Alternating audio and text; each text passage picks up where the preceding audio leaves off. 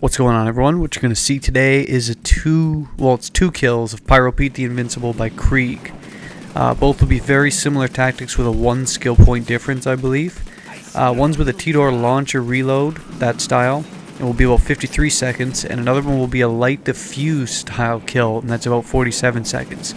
No badass rank points for either of them.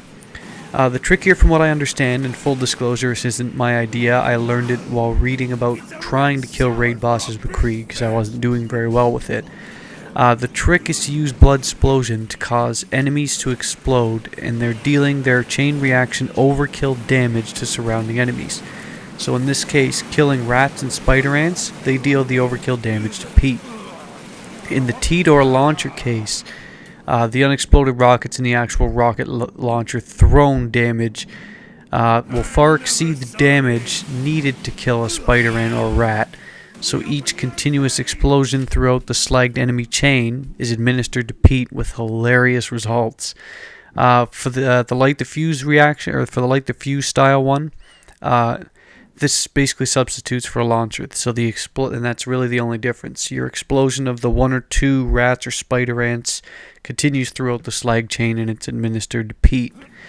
They're basically both the same builds, so you absolutely need slag. It goes without saying, it speeds up everything pretty much in any encounter, especially in Ultimate Vault Hunter mode like this is. It's a 3 times damage output, so you absolutely need it. You also need a crossfire, and or at least some form of bouncing Bonnie or crossfire, something that administers slag in the form of a grenade. And if you're wondering why it's low and I set mine to 15, that's because you can't have it at the rest of the level with your other gear, because it might actually kill the spider ants or rats before you can actually set up your explosion. I use an infinity here to increase my bloodlust stacks to 100 quickly. You can use pretty much anything for it. I have a crunch class mod that gives me an extra 6 points in the strip the flesh.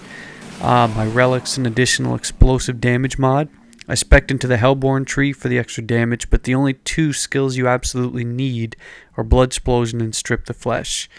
Slag the hell out of the area, try to bunch them up as best as possible, and explode, and hopefully the chain occurs.